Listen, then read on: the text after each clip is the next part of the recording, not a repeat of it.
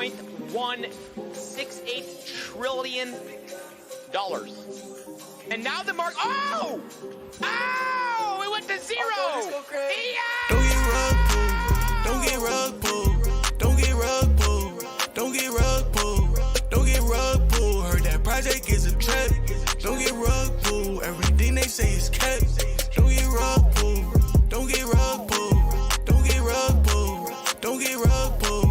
Don't get rug pulled. Turn your savings into scraps. Don't get rug pulled. They be plotting on your racks. Whoa, whoa. We gon' know where we at. New USB for my racks. Not slipping, no, I never let. VPN changed the map. He lying, you know that he kept. I know he be hacking. Look at the way I shake. The same way I bring racks in. That's the same way I bring racks in. Damn! That's the same way I bring racks in. That's the same way I bring racks in. Don't get rug pulled. Don't get rug pulled. Don't get rug pulled. Don't get rug pulled. Don't get rug pulled. Heard that project is a trap. Don't get rug pulled. Everything they say. What's up, everybody, and welcome to our political debate, a live political debate with me and the OG, Mr. Butt Thompson. What's up, Butt? How are you doing today?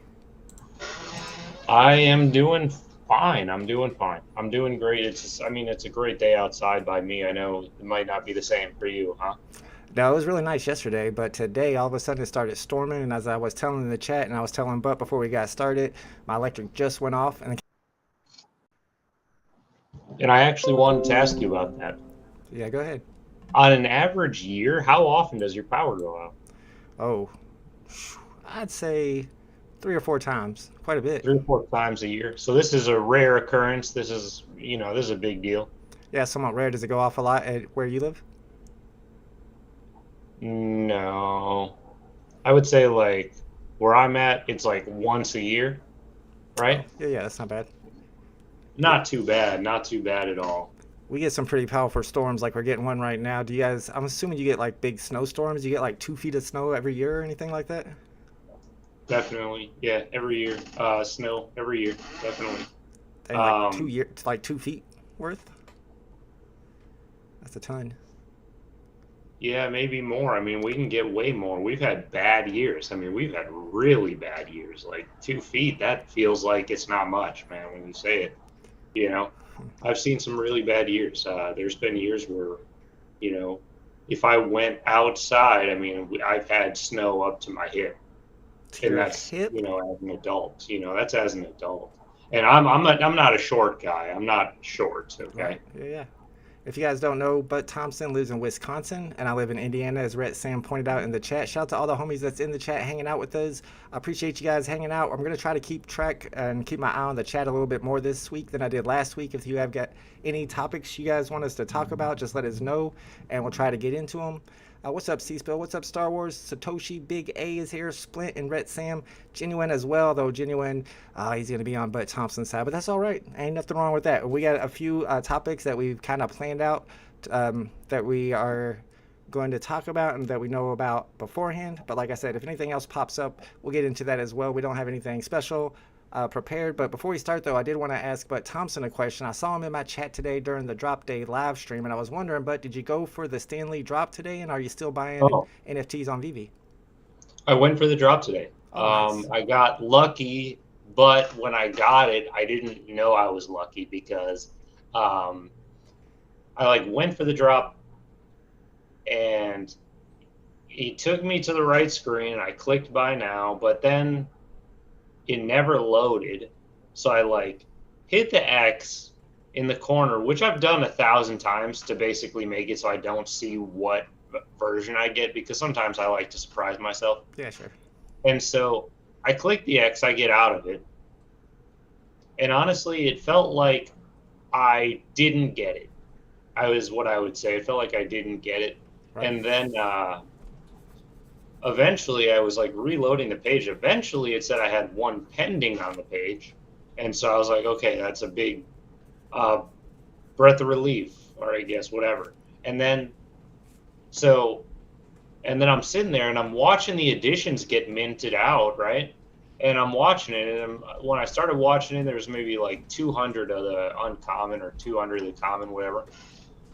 And I'm watching it, and I see it get all the way down to 0, and it said it showed 0 on all of them. And then I went back to the page, but it still said I had one pending. And so at that point, and I know it took the money out. So the fact that it took the money out was like the main, like my only reassurance that everything was going to be okay. Right. And so basically, I just didn't know what was going to happen. It just showed 0 left to be mint, and it showed one pending. And so basically, I was just sitting there for about 10 minutes, and eventually I just got one. And I didn't get any kind of crazy rarity. I got the most common one, the Spider-Man one.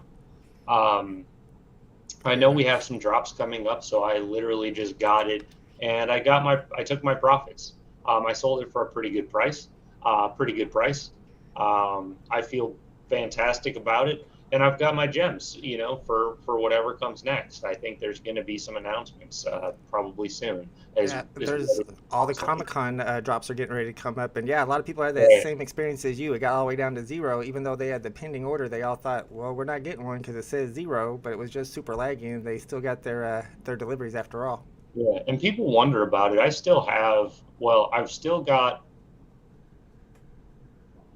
4 collectibles, and I think I've got 5 comics. So, I've got a collection, Yeah. One of my collectibles is one I really wanted to get, which was just the Risso Batman, but new one, not the old one, the new one. That was a piece I really wanted to get because when I joined the app, the Risso was the crowning jewel. That was the cream of the crop. Oh, yeah. This was before a lot of the things that people considered grails were even released. There wasn't that many options. And so that was a piece when I joined the app, that was a piece where I was like, dang, that's a cool, like that's a big piece. That's a humongous piece. It's expensive. It's impossible to get.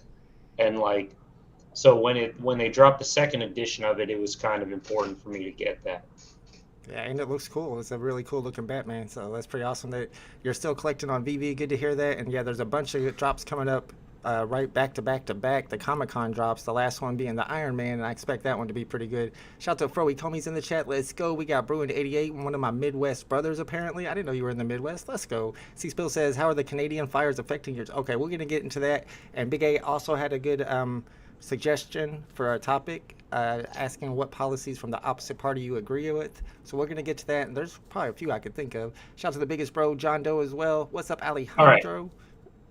Let me ask you one more question. Have you ever been to Gary, Indiana? No, I've never been to Gary, Indiana. I knew a guy who was from Gary, Indiana. We were pretty cool friends. I've been to Chicago, and I got kind of close to Gary when I went there, and I've been to Notre Dame, which is kind of close to Gary, but I've never actually been to Gary, Indiana myself. Wow. Okay.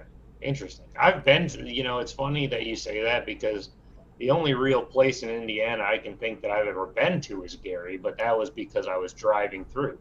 And every time we went through Gary, Indiana, we would actually stop in Gary, Indiana because it was known as this place, right? And so we would always stop in Gary, Indiana. I remember one time we literally just went to Gary, Indiana and just went to their downtown, and we were just in their downtown. Oh yeah. Yeah. It was so crazy. There was people out, and if you went down a neighborhood, it was 90% of the houses, maybe 95 were boarded up. So there was just nobody there. It was crazy because what was weird is that it looked like a really bad neighborhood, but there was just nobody there. There was nothing. And it was really interesting. I thought, it looked like a bad area though. Yeah, and Gary, Indiana has been known as the murder capital of the world many years. It's been a while since they were. And like Big A mentioned, Michael Jackson is from there as well. It's pretty much these auto manufacturing plants set up in their towns. Or I think it was still manufacturing when it came to Gary. And then whenever those companies decided to take all their labor overseas, they all left that town. And those other people, there are too many people in the town and not enough jobs. So that's pretty much what happened. All right, let's get into our debate topics tonight. We have several of them pre-planned. We're going to start off with one that we think is of the utmost importance. We want to start off with the big hitting topics first, the one that matters to us most.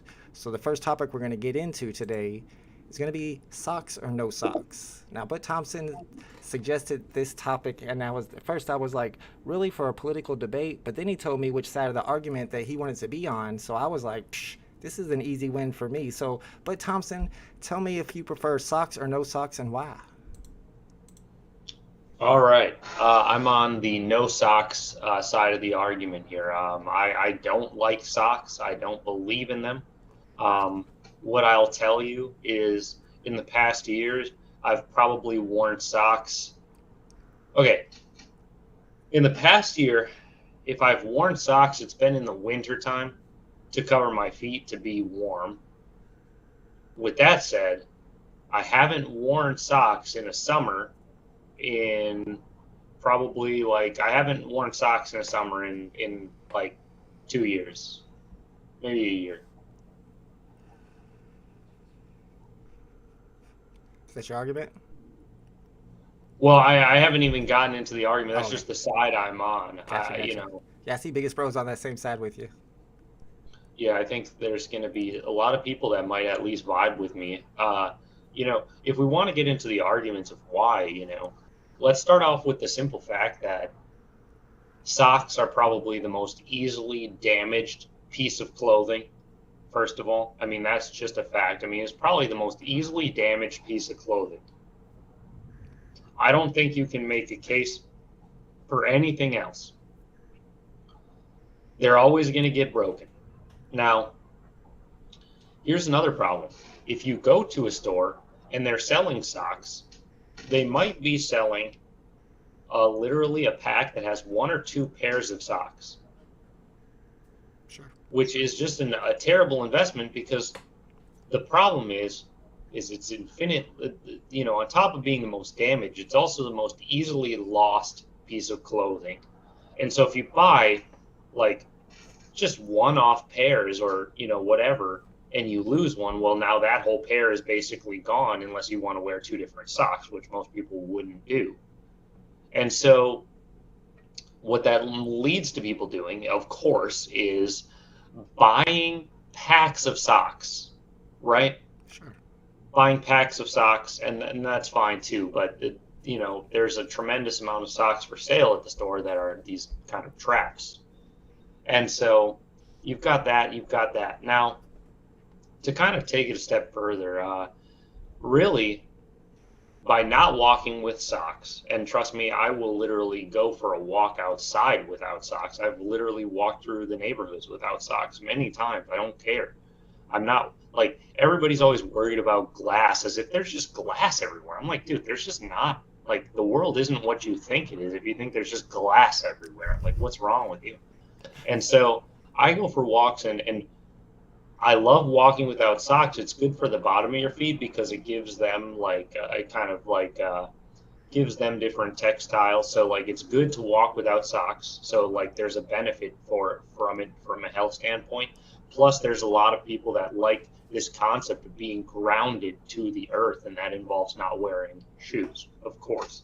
And so we've got that, of course, right? Sure, So sure, that's true. those are all like pretty good reasons. You know, I don't wear socks, like straight up.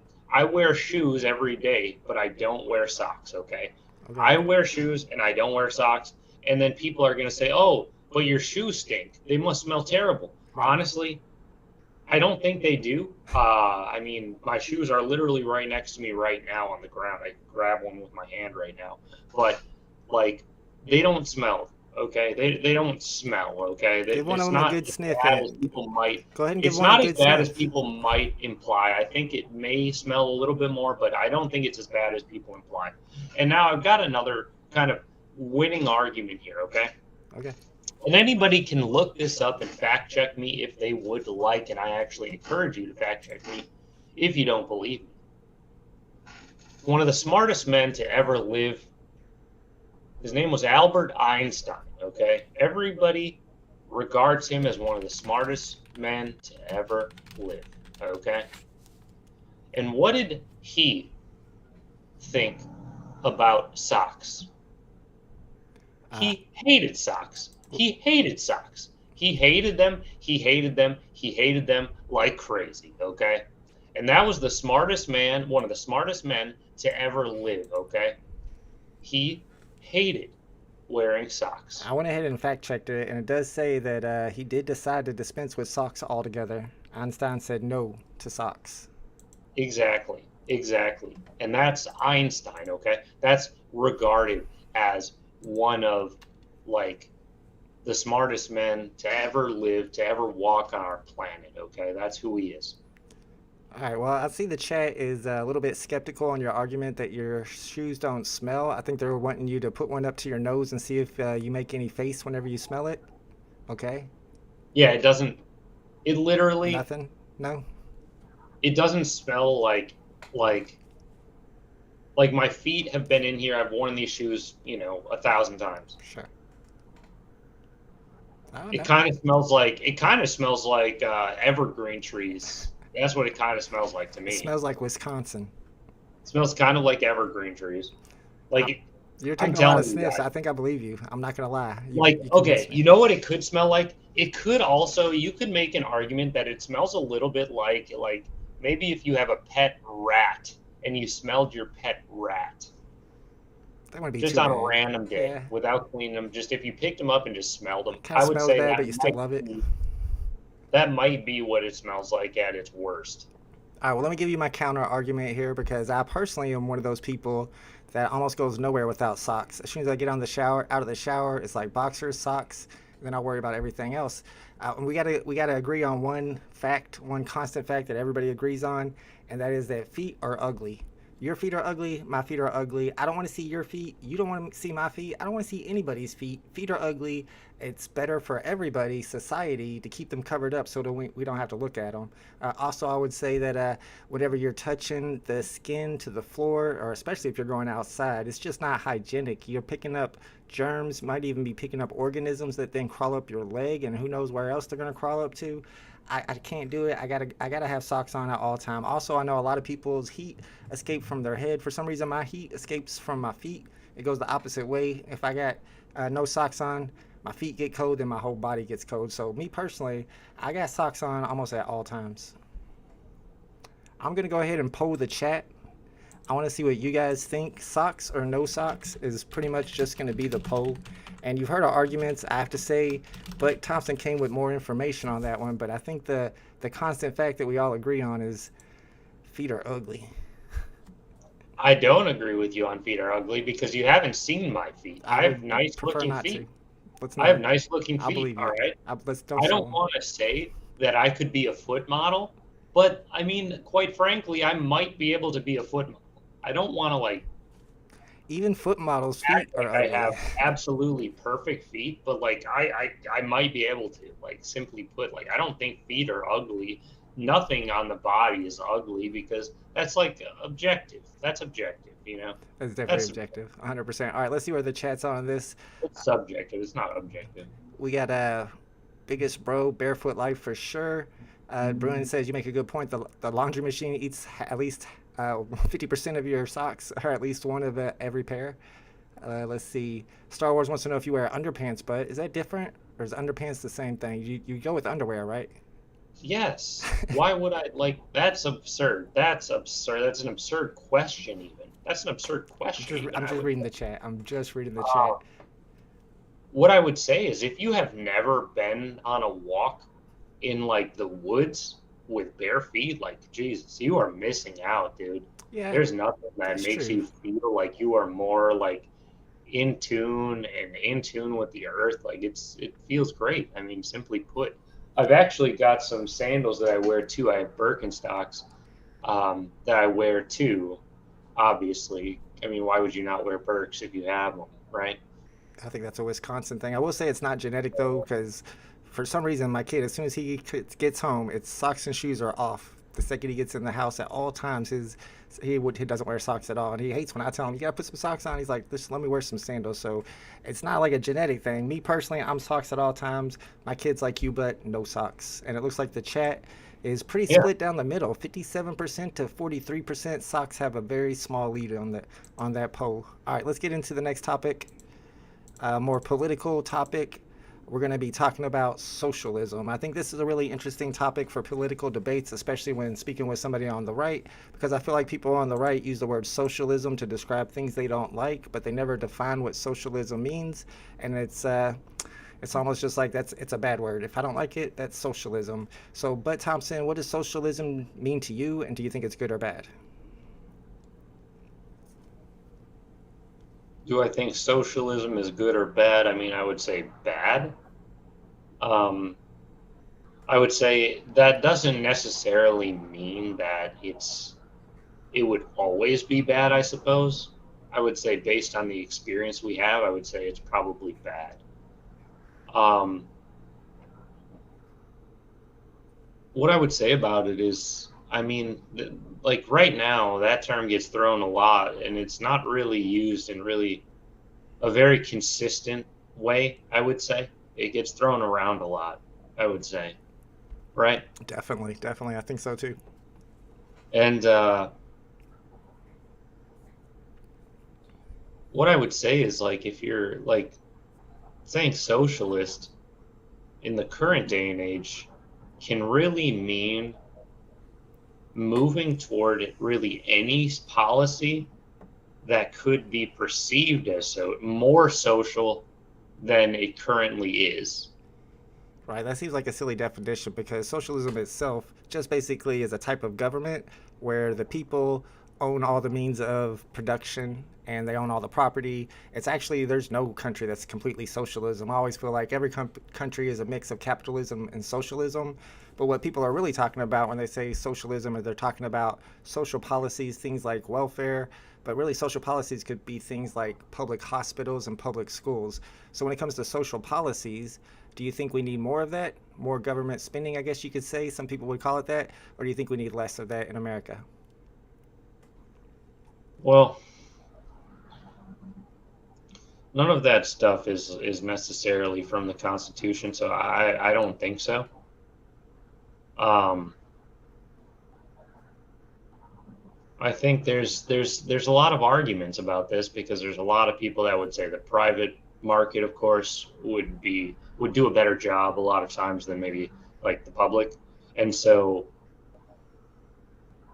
I mean, I understand those arguments. And the tough part about this is that I think you could practically take just about any topic and really talk about it in a very specific way where, like, you could spin it in a way where you could say that this is a change towards something more social, right? Right.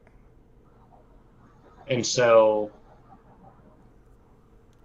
I don't know, like, it's a little bit of a tricky, like, issue because, like, I don't know. I don't know. I don't love it because, like, I don't know historically. I don't have necessarily the best understanding of historically how the word socialist was used. And so I fundamentally have a problem with using that. I could understand, I could see myself using that in an argument, though. I could see myself saying that. So, like, not that crazy, like, really. So here's one argument I hear whenever people on the right are calling something socialist or socialism. That's whenever, let's say, Biden announces a new policy, a new tax break that he wants to give. Let's say it's a new program where we're using some tax money to give out checks to stimulate the economy like they did for COVID. So that would be a type of social spending. And people would say that's socialism. And people sometimes say if you're raising the tax rates, that's also socialism. But none of this stuff is changing our government. Our government is a capitalist government, and we have a democracy.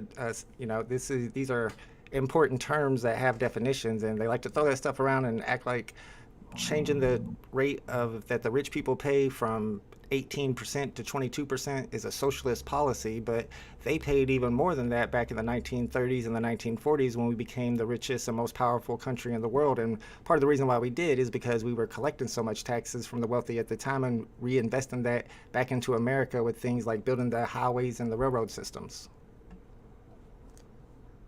Yeah, I don't know. I mean, like, there's a lot of issues that come up, and the question is like, is that right for how our government is? It's a tough question, quite frankly.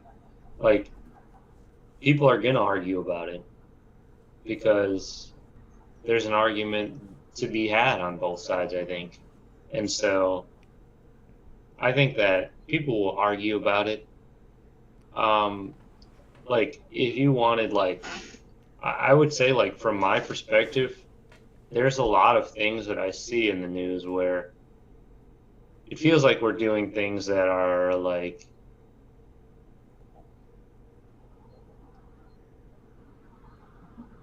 I don't know, I've seen some stuff that I felt like that is a slippery slope to socialism. And I think that's what most people are afraid of, is like a slippery slope to it. What do you have any examples of what might be a slippery slope towards socialism in your opinion? Well, I wish I could remember some of these that we've seen, because I've seen them. Yeah, I mostly hear it when it comes to taxation. Raising taxes is always socialism. I'm trying to think of any other things that people on the right like to call socialism. It's usually just more government spending. So let's say student debt relief. That would come straight out of the taxes. So some Yeah, people would that call would that a be. type of socialism. And Joe Biden just passed a bill relieving a bunch of student loans. So are you okay with that bill? No. Okay, so you don't think that tax money should be used to help the people who graduated and still have college or student debt? Well, as soon as that bill passed, I mean, I logged on to see if my student debts were still there, and they were. I still have to pay them. So, yeah, I'm pissed about it. So if it affected you and you didn't have to pay yours, but other people did, would you like it more?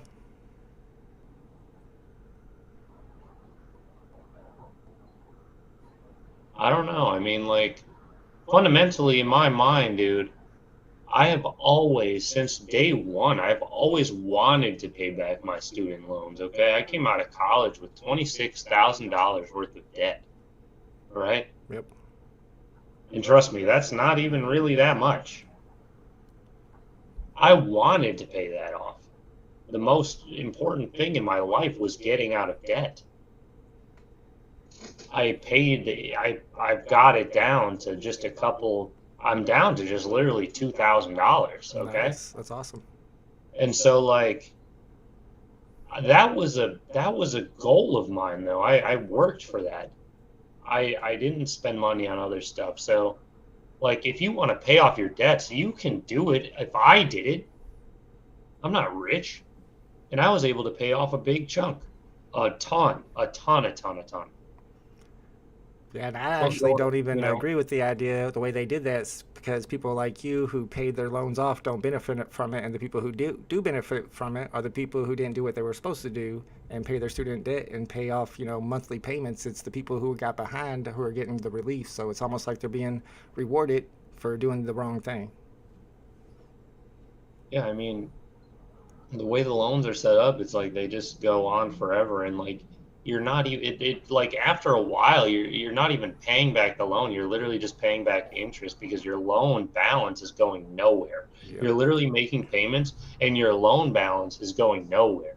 That's what was the biggest thing for me, is because every month I was paying a pretty good amount of money. And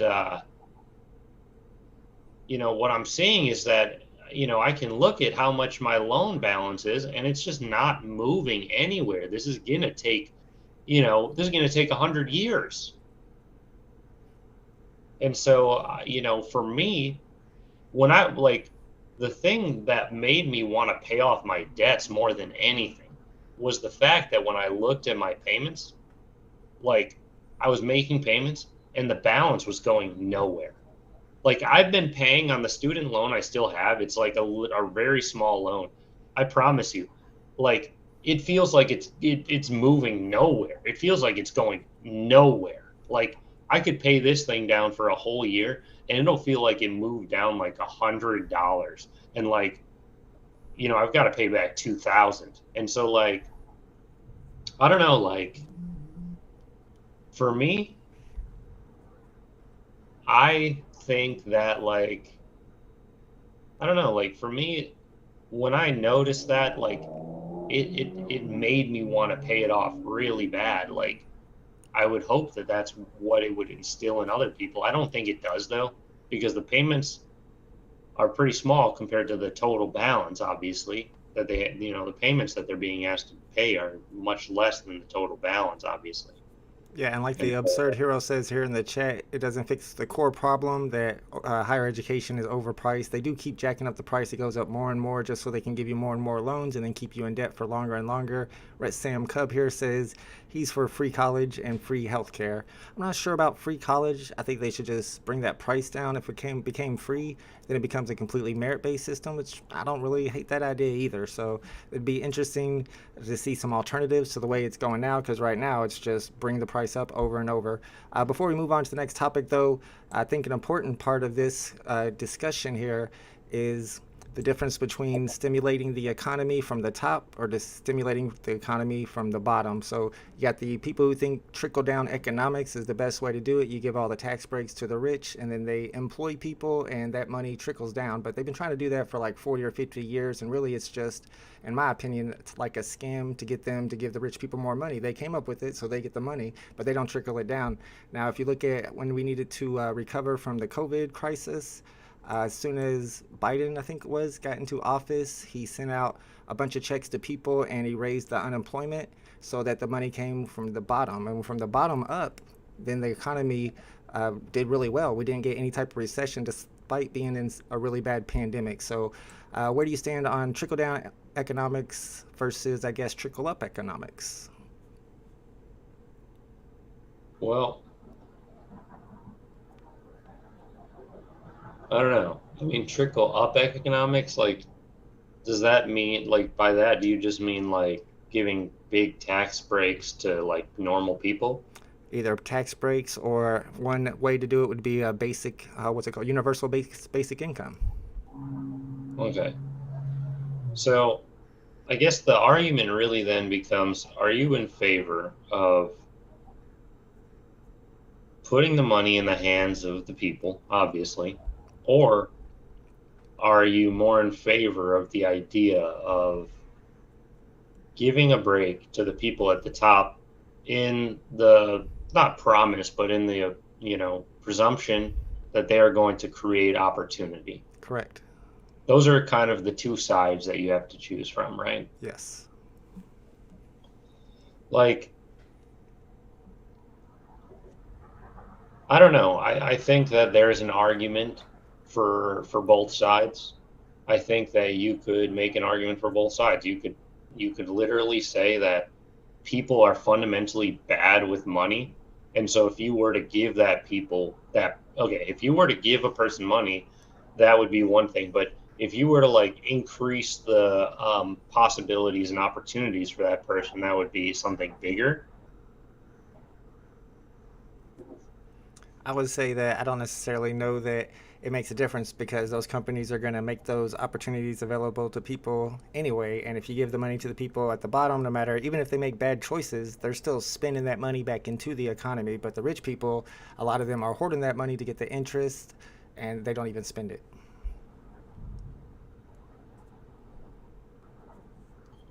Yeah. I mean, Let's go. But is now a socialist. Boom. no, I'm not a I'm just kidding, socialist. sorry. That's for sure. All right, yeah, That so was, that's just how I feel about it when it comes to trickle-down economics and trickle-up economics, and I think that kind of applies to the idea of what is socialism, but that's probably going to be a recurring theme, because government spending can be brought up when it comes to any of these topics, to be honest. So let's move on to the next one, and let's talk about the prison system. Now, this is one that I've always thought was like one of the biggest problems in society. Of course, I always thought the big problem in society was that prison systems like literally breed racism. Like, you can go in there and not be racist, but you have to be racist to survive, especially if you're in there for a long time. And a lot of those people get out and they have children, and then they teach their children to be racist. So I don't like the way the prison system is ran at all. But I think an argument here that might be even more interesting is whether or not these private prison systems that exist now should be allowed, because they're for-profit systems, and we've seen in the past scandals have happened where these for-profit prisons are bribing judges to convict more and more people so that they have more income because they have more inmates. And you got people, or a lot of times it's, I wouldn't say kids, but like teenagers going to prison for like a year over some really silly stuff just so these prisons can make a profit. And I always think it's probably the best thing to do is to leave that up to the government. What do you think, Butt? I mean, the funny thing is this is a great thing to talk about. It depends on what you're interested in, okay? Because look,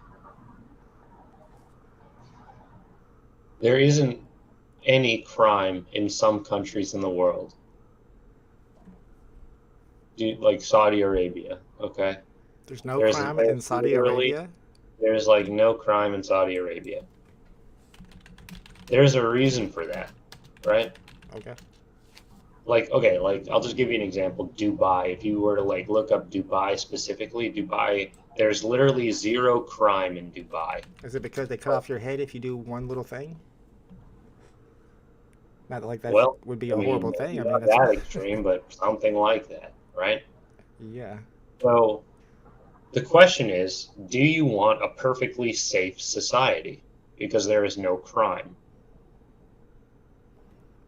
That's the question. I mean, do you want a perfectly safe society, or do you want people to run around and quite frankly, kill each other? Because quite frankly, that's what people are doing is killing each other. They're not necessarily like killing other people. They're killing each other. And so, you know, you got to ask yourself, like, what do you want? Because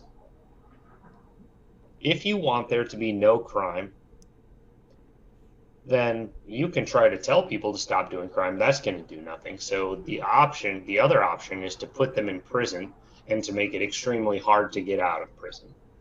Because then there won't be any crime, because you're basically making it so your life is done if you even get, like, there's a whiff of you doing something bad.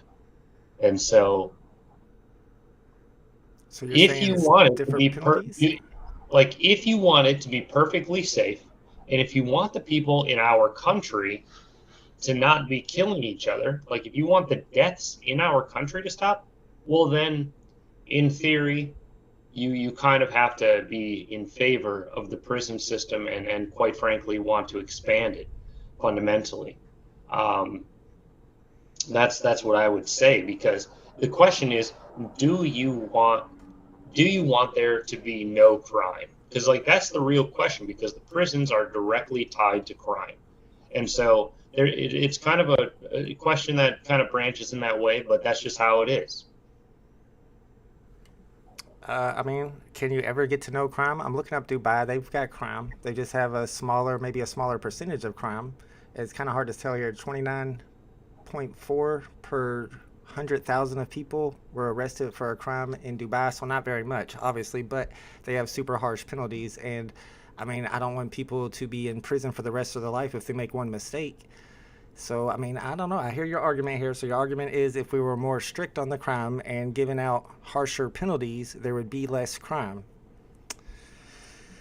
But do we want to do that to our citizens? What you want, because if you want there to be less crime, we have to be tougher on crime, because that's just what it is, because that's what Dubai did, and they have literally like the lowest crime rate. There's literally videos of people literally parking like Lamborghinis in Dubai and putting the keys on top of the Lamborghini, literally the keys on top of the Lamborghini, going to a casino, gambling, and then they come outside and their Lamborghini is still there and the keys were literally on top of the car. It's a Lamborghini. Do you know exactly what it is in Dubai that causes less crime? Is it the harsher penalties? Because there's probably got to be other ways. If you look at Norway, Norway has a lot of low crime as well, and they have a very low percent of recidivism, people that get out of jail and go back into jail, because they do prison differently.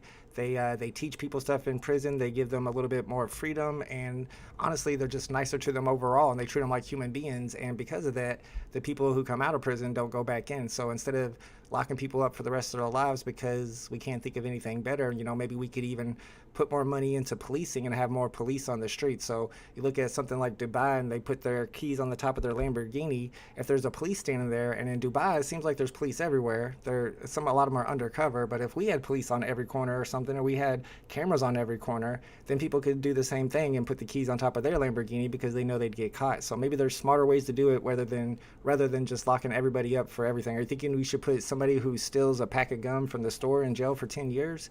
Just seems a little too rough, especially if that's like your kid or something. And it probably is. But you kind of, we're going a little bit fast there. But if we talk about Norway, the reason Norway is safe is for a completely different reason than Saudi Arabia. Those countries are safe for completely different reasons, because both those countries are safe. There's a reason. There's a difference. Saudi Arabia is safe because there is punishment. Norway is actually safe because it's like a country of culturally homogenous people. It's just one people. Yeah, that's the whole everybody's white argument. I don't think so, bro. They take in plenty of refugees. Norway takes in tons of refugees. Lots of people want to go to Norway. They don't take in a ton It's so hard to get a citizenship in Norway. You have to be on a waiting list for like 4 years. They do not take in a ton of refugees, even compared to Europe, because nobody that's a refugee wants to go to a country that's as cold as Norway. That doesn't make any sense. Why would, like, if you're a refugee, why would you go to a country like Norway? Like, you can't, you won't even be, like, hospitable there. Okay, so I'm looking at, let me pull up Norway's population here. It says they're 83% Norwegian and 8% European. And 8.5% other. Does that make the sense? Yeah, that makes sense. So is that comparable to some other? Like pull up like France or something. Pull up like France or something. Yeah, I'm looking up France right now. Let's see if we can look up on this world population. See if they're going to give us any type of ethnicity population. And I saw 83% in Norway. Let's see if we can find. Yeah, they're not telling me here. There's probably demographics, I think is the word I need. Well, you can just, if you go to the France Wikipedia page, they always have demographics on Wikipedia. All right, so look, French is 85% total French population. So you got Norway's 83%, France is 85%. Let's see if that's right. Let's account for 85%. According to some estimates, it's postulated that about 51 million are white, who account for 85%, 6 million are North African for 10%, and 2 million are black, who account for 3.3%. So, I mean, it seems like pretty similar statistics there. Yeah, I mean, you can look at other countries. I mean, maybe France, because it's been in the news. That's the only reason I said France, because it's been in the news. Germany's 86% German. How old is that data? Talk to Google. No, 2019. It's all 2019. Well, it's not that now. You think it's changed that much? See what the data is like in 20. Go to like 20. Just like look for 2023. All right, demographics 2023. Let's see. Germany's total population, blah blah blah, decreased. Or 2022, I guess, because it won't have 2023. Yeah, good point. 2022. Let's see if it tells us here. Oh, that's really blurry. There we go. Nope, that's men and women when it comes to demographics. Let's see racial percentage. Here it is. It's still German. It's 2020 now, 86.3% still. That's not going to change in 2 years, bro. It's 86%, and Norway was like 83%. So I think that statistic, the everybody's white argument, it never works. It's never right. It's a right-wing talking point, and you fell for it. Yeah. Just saying. All right. That's why we look stuff up. We need a fact checker on here. All right, let's get on to our next topic for the night. Next topic is abortions. So this is an interesting one. This is probably a touchy topic.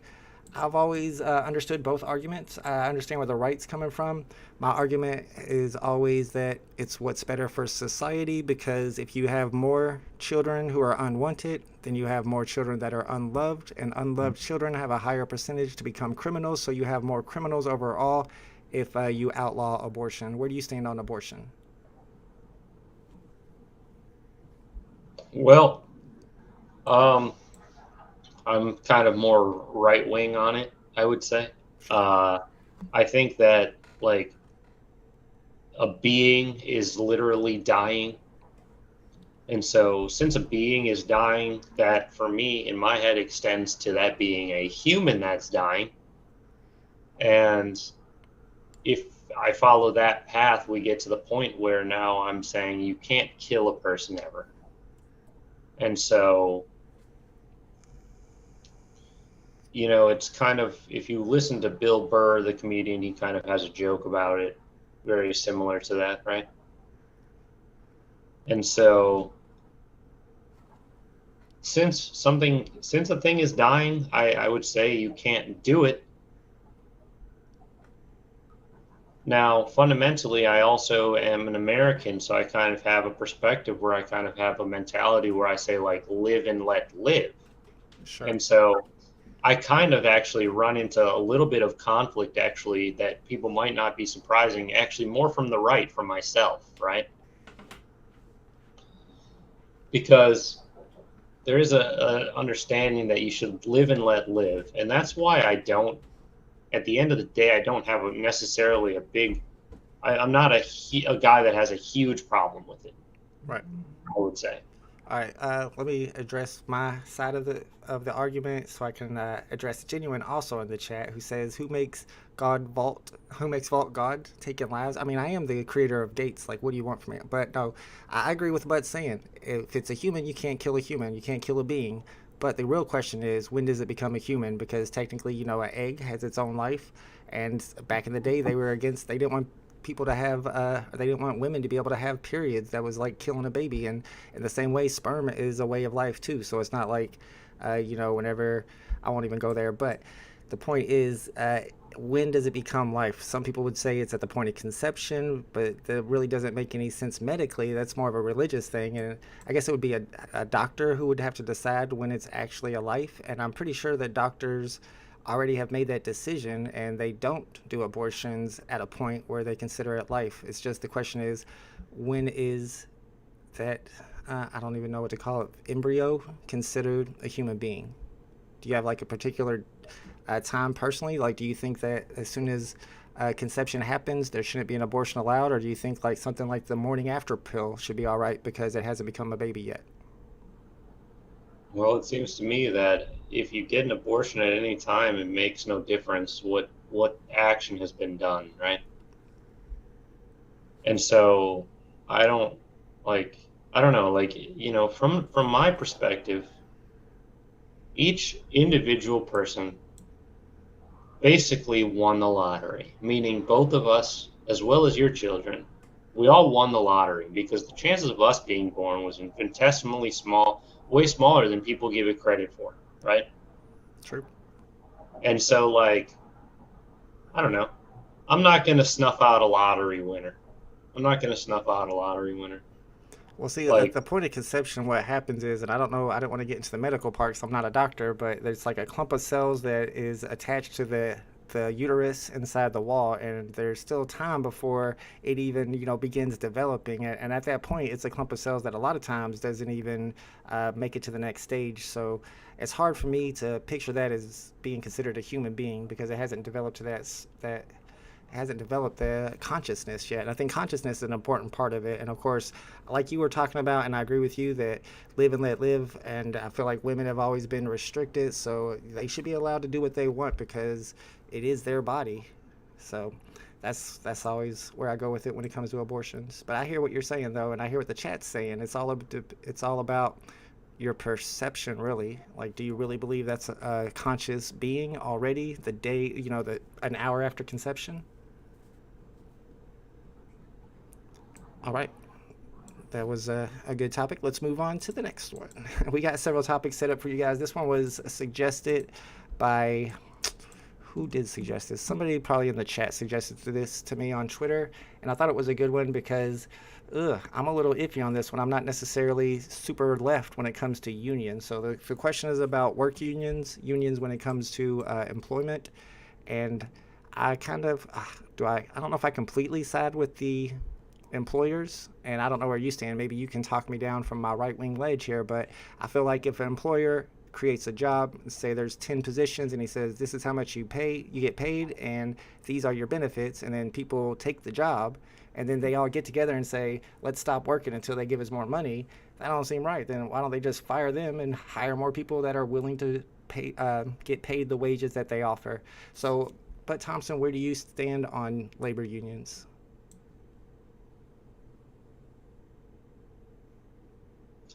I don't know.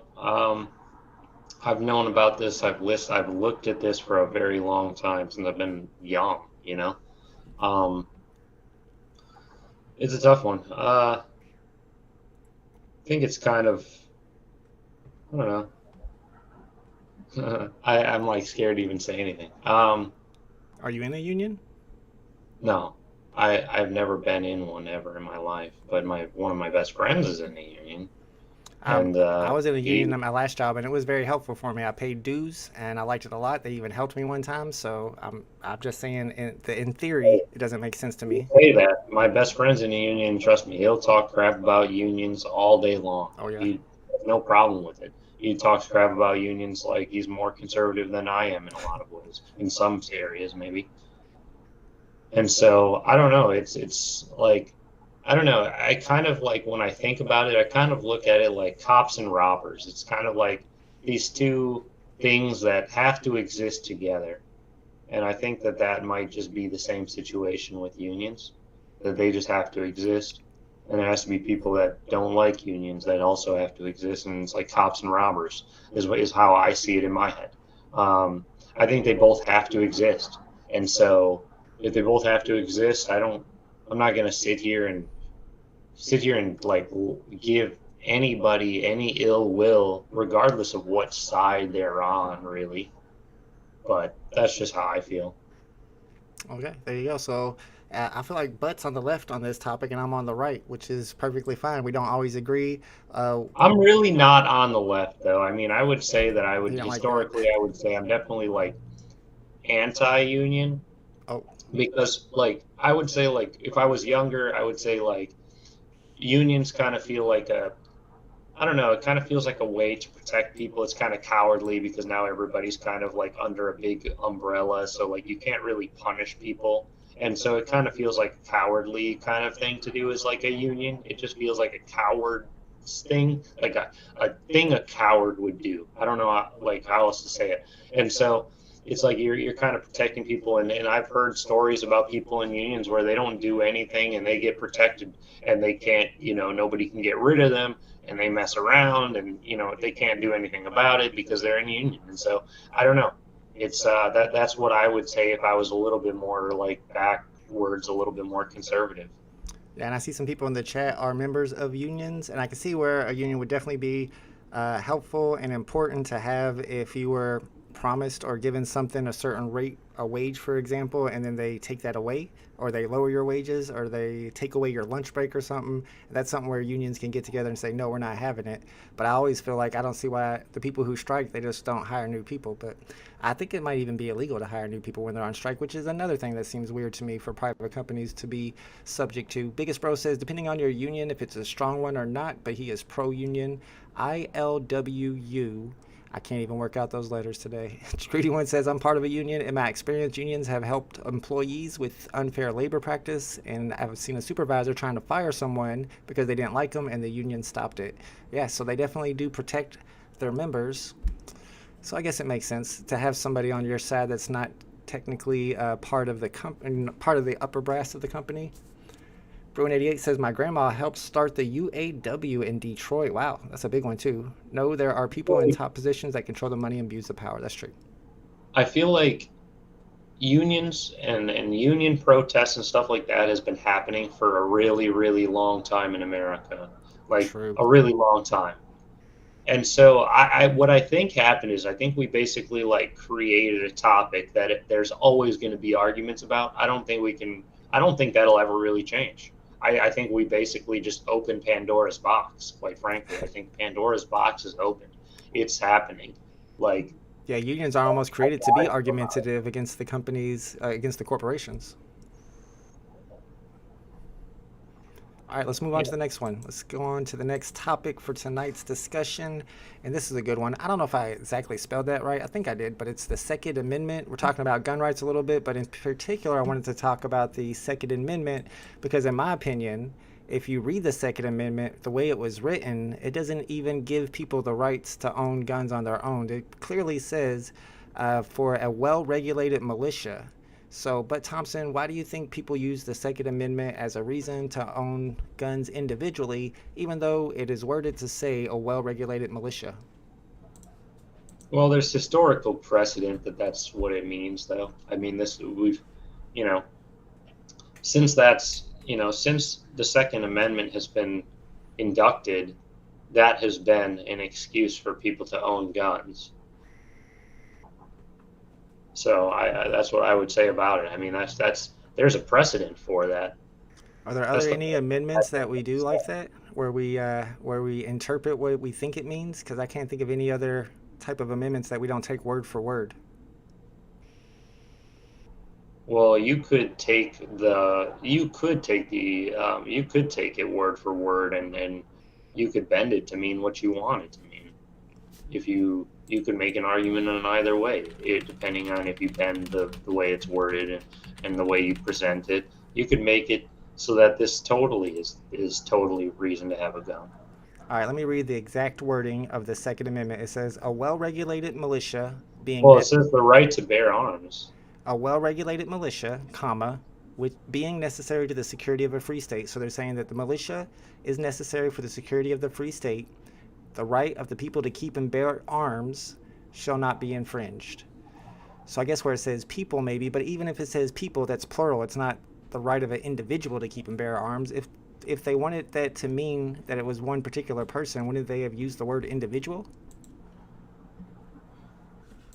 Hey, you got to understand, like, this was a totally different time of the United States where the use of words was different. And so, like, there can be a militia of one person. Okay. That's a thing. Like, there can be a militia of one person. Is it well regulated?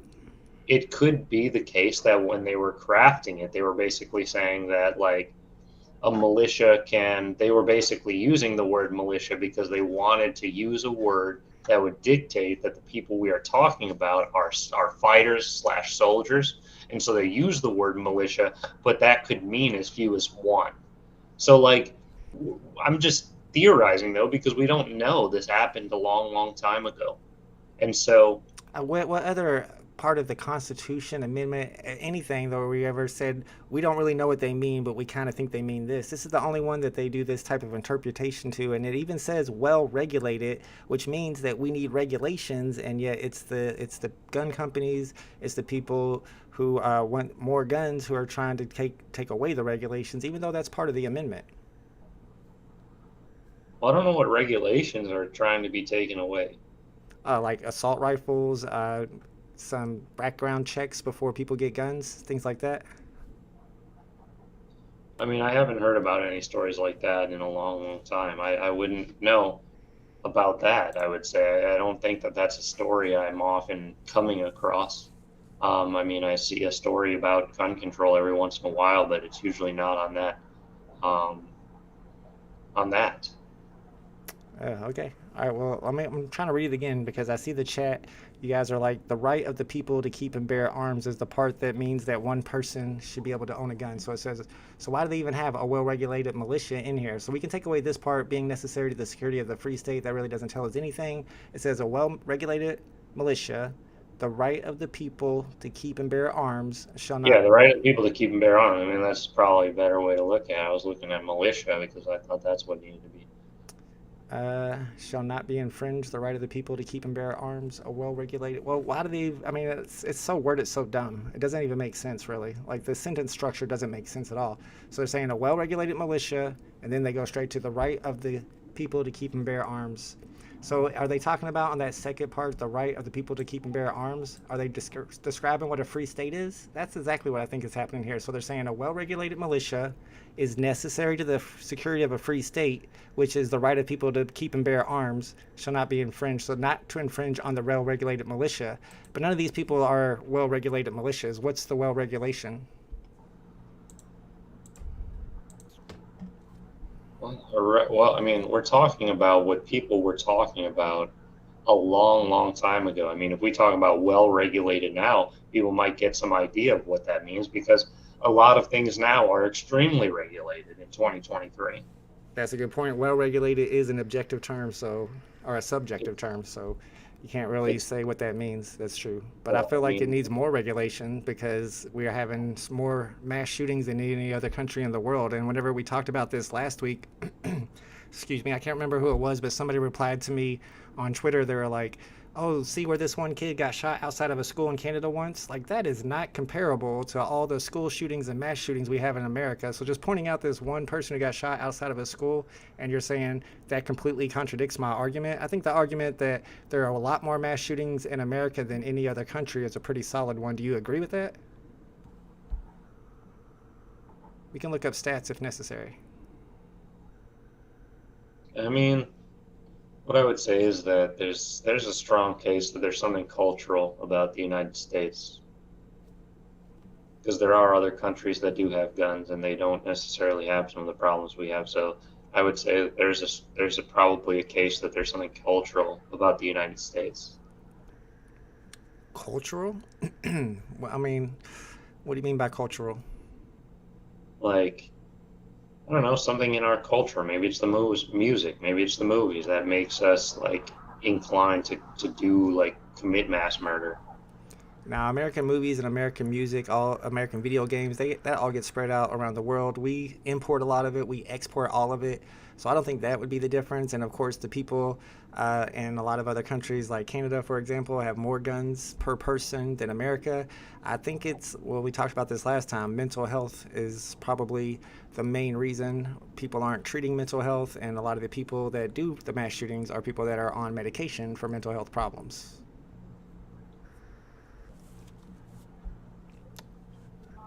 Some of them are, and some of them aren't. All right, well, I think that's one problem, but there are probably a mix of factors for sure. But mostly I wanted to get into that wording of the Second Amendment. I think you had a good argument for it. A lot of people in the chat as well. Somebody saying it's just old English, which you're probably right. It's just, to me, it's just worded so dumb that we can't understand it. If they would have just spoke a little better back then, they need to get their English right. All right, let's move on to the next topic. Next topic, we're going to talk about gasoline. There's a couple different ways we can talk about this, but the question that I want to pose to you, Mr. Thompson, is do you think we should be forcing all of the automobile companies to switch to electric-only cars at this point? Forcing them to switch? No. Yeah, force them. No. Don't force them to do anything. Don't force a business to do something. That's not very American. We force businesses to do things all the time. What do you mean? Like what? Pay their taxes and give their employees health care? Yeah, but that's fine though. I mean, I'm just talking about other specific outliers. So the reason why we would do that is for global warming. So do you believe global warming is a real problem? Global warming, heavens no. Do you know that we are currently experiencing the hottest day in the history of the world? Well, it's let me take a quick gander here. Well, it's 76 degrees outside. I just looked at my weather app. It's 76 degrees outside right now. Is that hot for Wisconsin? I don't know. I'm just going by, the world statistics. They've been tweeting about this, and I've been seeing a lot of news about it that I think it was like the last few days have been the hottest days on record. I mean, it's 76 and sunny where I am. I mean, that's pretty ideal, I guess I would say. That's ideal. I mean, right? But still, well, it doesn't matter what your anecdotal evidence of how it feels outside at your house right this second. I'm telling you that the last 3 days on this earth, average-wise, were the hottest 3 days in the history of recorded temperatures. So don't you think that's a good indicator that global warming is a real thing? Well, I don't think that it's not a real thing. As long as that you agree with me that the planet at some point has gone through phases of global cooling. It's gone through phases of both. Ice ages for sure. But the question, okay, so my question then, do you think that human activity is causing the increases in the global temperature now? Human activity? Yes. Well, probably, certainly. Yeah.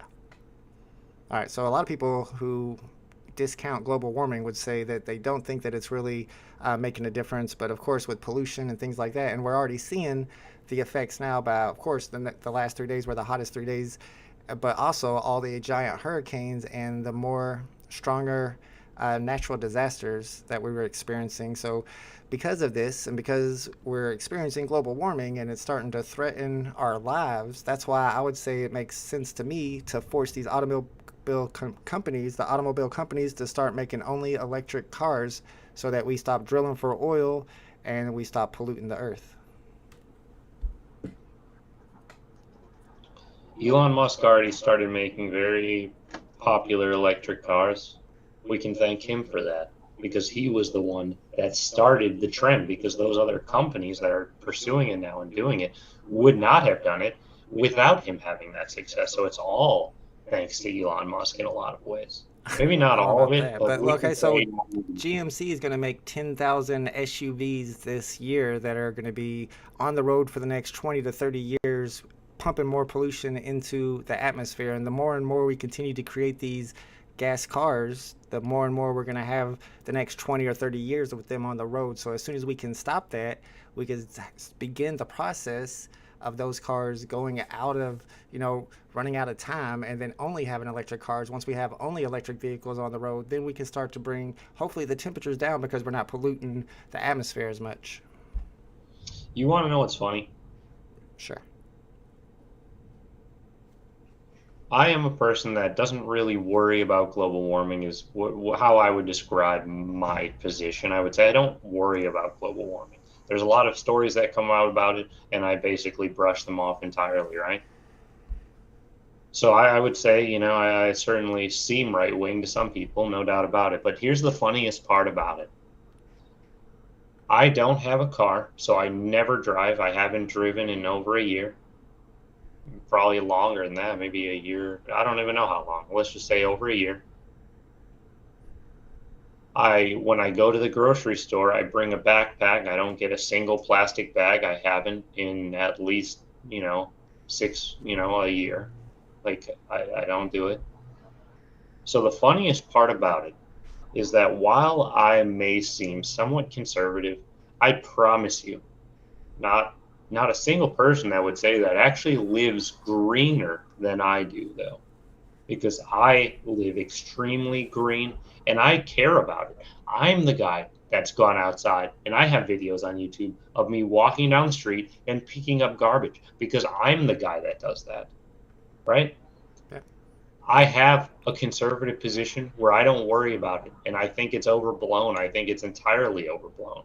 I mean, when I was a kid, you would have certainly thought that part of Florida would be underwater by now. And guess what? Florida isn't really underwater at this point. So it's obviously happening at a much slower scale than some people thought. How many? Who knows? But it's obviously the time scales have changed since this topic has started being talked about. And so that's why I find myself inclined to brush off. Okay? That's why. And that's a good point, and you're right that like Al Gore's predictions, for example, definitely didn't come true. However, I do feel like it's people who don't have children, who don't care about this issue as much. Now that I have a child, I'm worried about what's going to happen when he gets older. And of course, if you're in a place that gets these crazy hurricanes, then you're feeling it for sure, and it's affecting your life and putting your life into danger. Froey Comey says in California, the grid would go down overnight if everyone had to get an electric car. We're not equipped to charge. Yeah, that's true. But, of course, we'd have to have some infrastructure built.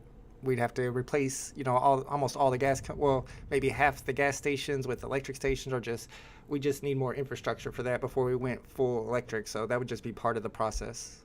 Can I tell you something funny? Sure. I think if people were smart, they would be buying houses in a state like Wisconsin and moving to Wisconsin, because in Wisconsin, like, if what everybody is saying is going to happen, it will be 120 degrees in every state that's even anywhere south, right? If it gets worse than it's getting now, and it continues getting worse at the rate it's getting worse, then the heat is going to move north. And that's going to really squish people out of some of those southern states. Like how hospitable will Arizona be if it gets another 10 degrees warmer, 15 degrees warmer? And so, like, people are going to be moving north. Like, the funny thing is Wisconsin, like I told you, it's 76 degrees and sunny. And this is exactly what the temperature was yesterday. Okay? And so, like, there's kind of a trade-off that you make. If you live in the South, you get extremely hot summers, and then your winters are probably like your nice times of the year. Right. And if you live in the North, your winters are your bad times of the year, and then your summers are the nice times of the year. True. So, like, do you want a nice summer or do you want a nice winter? I don't want to have a nice winter. I don't want to live in the South. I'd rather have a nice summer. It's 76 degrees outside right now.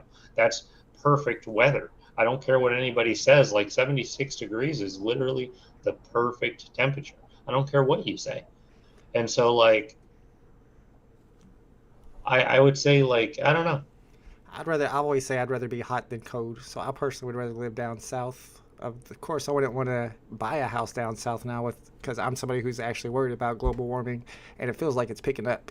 What he says, auto companies had to be forced to install seatbelts in their vehicles in 1968, but they fought against it for years. That's a good point. Business don't care about public. Government has to step in, and that would be the same case there if we had to force these auto manufacturers to start creating electric cars only. It's the same thing as when we had to force them to start installing seatbelts, and they didn't want to, even though they knew it would save lives. Bruin 88 says, imagine how much your bills would be if you had to run AC 24/7 though. That'd be rough. That would be a lot in bills. Like, your bills would be triple what they are now, quadruple. Get some box Like, fans. if you're literally just running an AC nonstop, like, that's not, like, I literally, like, get in parties with people on Xbox, and there's people, like, some of them are in Florida, and they literally do run their AC all day long, every day. My AC's been on all day today, I'll be honest with you. Bruin 88 says, what do you do with the old batteries? That's a good question. I know that's a big problem that people haven't figured out a solution for. I think there's plenty of solutions, though. One of them would be get a airtight or a water-sealed box, a huge, giant box, and put it under the water in the ocean somewhere, just as long as it can't seep out into the water. As long as you're like 100% sure it can't seep out to the water, that's one thing you could do. Maybe even underground, maybe even up in the air. There's plenty of space. It's not just the flat earth. We can always build up or down. Troy Carthy says, is it environmentally friendly to maintain that much energy to produce that much power for electric cars? Yeah, if you're using like solar power and you're using wind power, that would definitely have to be, it'd have to be renewable power sources for sure. John Doet says, have you guys seen those electric scooter graveyards? There are Tesla graveyards. The battery replacement costs $29,000, 5-year contract, and you have to replace the battery in 3 years. Ooh, that sounds like a scam. They better let us lease those batteries. I don't know if that's true though. Let me see. Let's look it up. How much does it cost to replace a battery in a Tesla? Because if that's true, that's a deal breaker. Well, it's going to be extremely expensive. I mean, the funny thing is I see news stories popping up though all the time about how they like have made batteries better. There was a company that wasn't Tesla that just came out and said that they like figured out some kind of breakthrough in the batteries. Yeah, and technology moves fast, and I don't want to get too conspiratorial. This ain't Strange Vault or anything, but there was a guy who created a hydro car that ran on water, and I've seen plenty of video, and it's pretty much well documented, and then he disappeared. All right, John Doe, or I think I read that one already. Woody says, just look at what oil gas industry has done to Louisiana coastline. They lose a football field size of land every day. Is that true? That much land every day? Hey, Vol. What's up? You also have to consider that if we start making electric vehicles, right? Right. We need batteries. Normal cars technically need car batteries, but not batteries to move. And so if we get Teslas, if we make electric vehicles, we need batteries. And guess what, dude? Batteries are literally the thing that's like the industry that like enslaves the most people, quite frankly. Batteries. People that harvest the metals out of the earth. Yeah, I'm trying to remember what that metal's called. I can't remember exactly, but it's used in all our cell phones too. Right. They just go and harvest it from the earth. I've seen videos of hundreds of thousands of people just doing that. That is true, and it's probably a finite resource. It is probably a finite resource, but there's probably a lot of it. But like I don't know what they're looking for, maybe cobalt or something. Yeah, I think that's it. And like that like so you have to also consider that if you want there to be a lot of cars, you have to understand like if you want there to be a lot of electric cars, you have to understand what the result of that is going to be. Like, yeah, we want electric cars to save the planet, but like, is it worth it to like, in theory, you know? We need regulations. That's regulations right there. We need to regulate those companies and not allow them to do that. Well, they're in other countries. Trust me, we're not regulating them at all. They're going to be in like. We can regulate them by not buying their products. Find an alternative. Let's go down there and buy our own mines or something. Now, there's got to be a way around it. I mean, we can't just allow them to enslave people to create this stuff that we're buying from them and be okay with it. I guess that's what they've been doing in China it's in a way for a long time. So I don't know. It seems wrong to me. Man, yeah, Big A and Woody are giving us the facts about how much coastline is lost every day. So, I feel like global warming is an important thing that we need to be very wary of, especially if you have children. Yeah, cobalt mining is the worst. I agree. I've been seeing a lot about it, so hopefully they'll start doing something about it. All right, the last topic that I have planned for today is about the national crypto coin. There's a lot of rumors, and I think they're just pretty much rumors. I don't know if there's been any policy proposals or anything on it, but they're thinking that we could move to a national cryptocurrency here in America. And I've made the argument many times that I always thought that they should keep fiat, of course, but that we should have a cryptocurrency that works mainly for the government so that all the tax money that's spent by the government is traceable on the blockchain. And if there's any money missing or corruption going on, then we can easily find it. What do you think?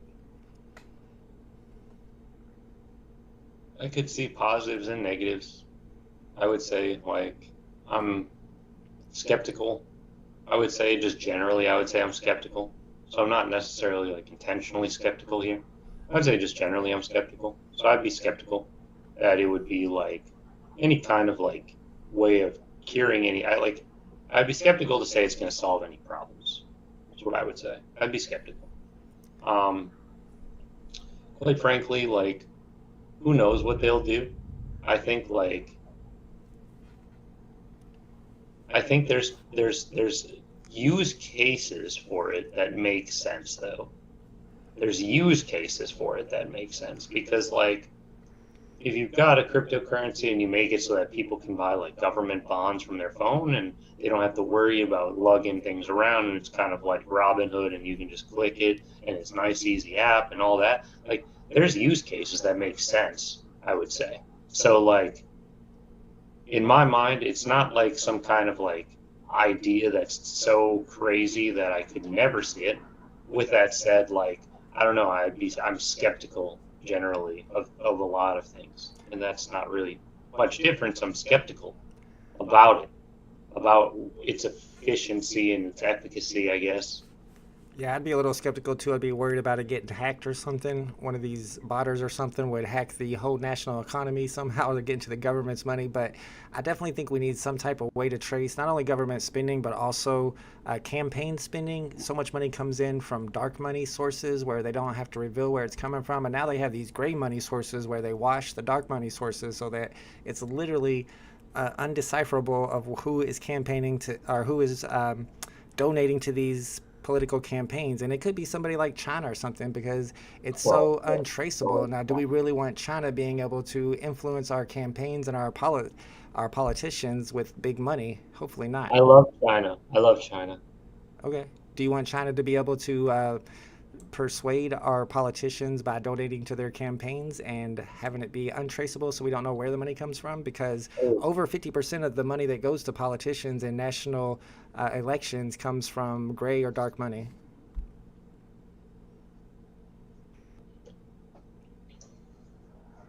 I would say, well, sure, make war in. Okay. I can count to 10 in Japanese. I would say, well, sure, make war in. What does that mean, though? Huh? What does that mean?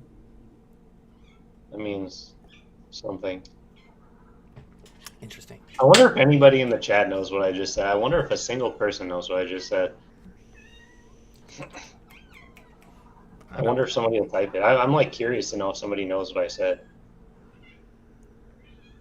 Not me. Not me. Yeah, I hear everybody saying that Stan Lee is pumping. Man, I sold my secret rare for 469. I bought it for 350 and sold it for 469, and now it's at 600. I wanted to sell it before the debate because I was afraid it would drop while we were debating because that's a whole hour. You never know what's going to happen, but apparently I sold it a little too soon. All right, I have a couple of other topics that we can get into before we end the debate. One of them that was just suggested earlier from Big A was, is there one policy one policy in particular from the opposite party, like for you, for the Democrats, that you agree with? No. None, not one. Is there a Democrat I agree with? Oh, a Democratic policy that you agree with. Oh, a Democratic policy? Mhm.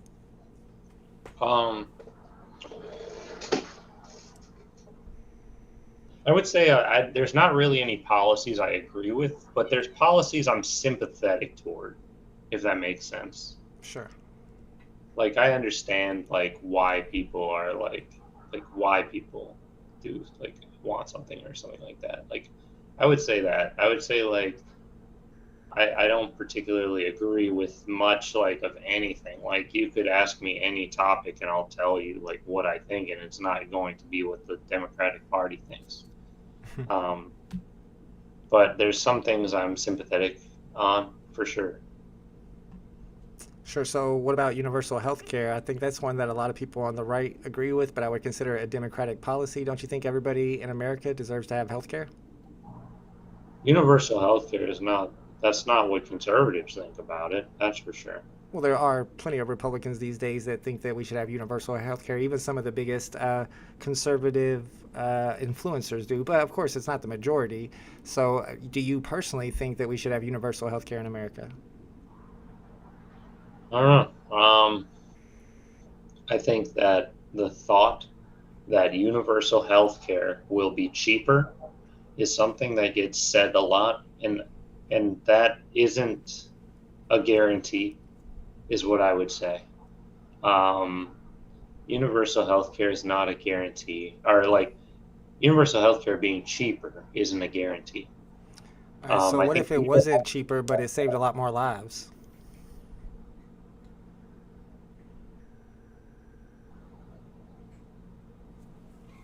I mean, like, the funny thing is like, what's the difference between what can save somebody's life now and then? You know, what's the difference that they can't do now? Like, Oh, I can tell you. Let me tell you real quick, because that's also why it's more cheaper. It's called preventative care. So a lot of people don't get to see the doctor at all because they don't have health care and they don't take any preventative measures. And it's the preventative health care over somebody's lifespan that keeps them more healthy and causes their overall health care cost to, and through the entire lifespan to be a lot lower because they don't get sick as much because they're taking care of themselves their entire time because they're under the care of a doctor the entire time.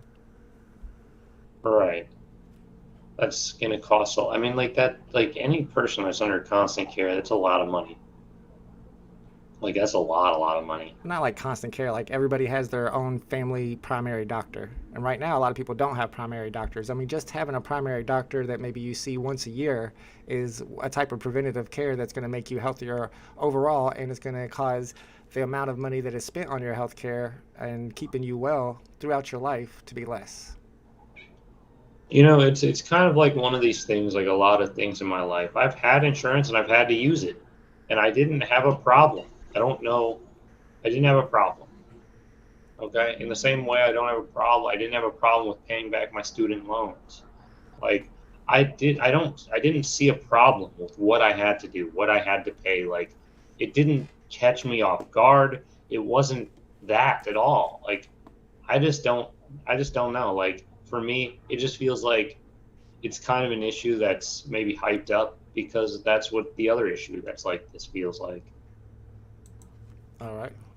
Well, let's move on to the next topic. I did have a couple of them written down here. I thought this was a really, maybe not an important one, but an interesting one about the word nationalism and if it's a good thing or a bad thing to be a nationalist. And personally, I like the idea of one world government. I always feel like the real conspiracy is that the rich people made up this whole NWO conspiracy because they don't want a one world government, because then that's more people that their tax money would have to support.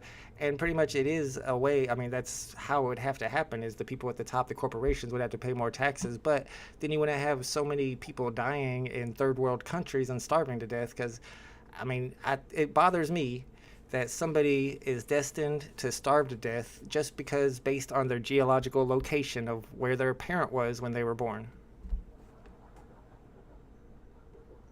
Okay, so do you want there to be like one government that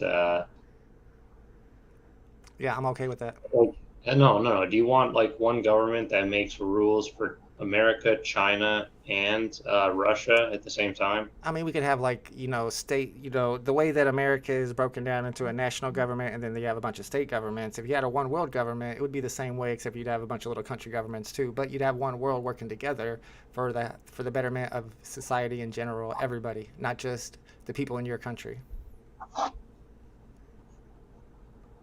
I don't think that works. Why not? Everybody's different. Like people in America have far different interests than people in other countries. Just like people in Alaska have far different interests as people in Hawaii, and they have a state government in Alaska and they have a state government in Hawaii. So it wouldn't be any different if you had a world government, and then of course you'd have like state governments for each country.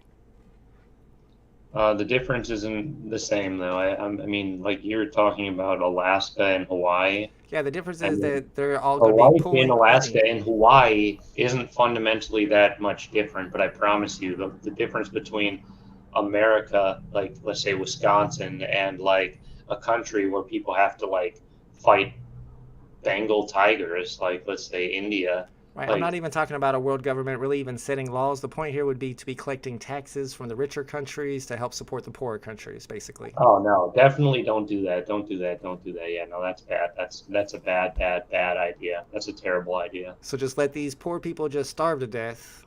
For what reason? Why is that a bad idea?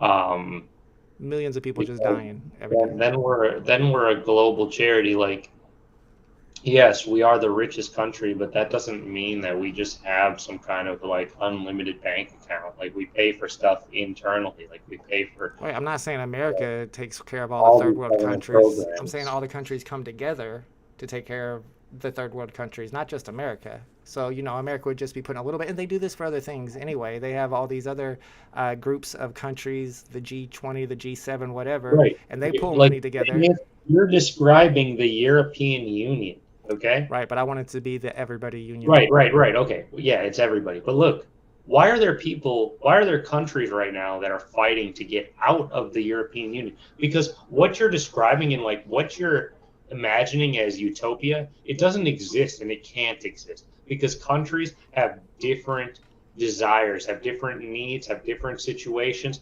Everything is different. Like you can try to say, oh, let's try to put all the countries together under one blanket, but it just does not work. You cannot do that. There's a reason why the European Union is falling apart. Why is Brexit a thing? What is Brexit? That's what it is. That's what it is. What's the reason why the European Union is falling apart then? Huh? What's the reason why the European Union is falling apart?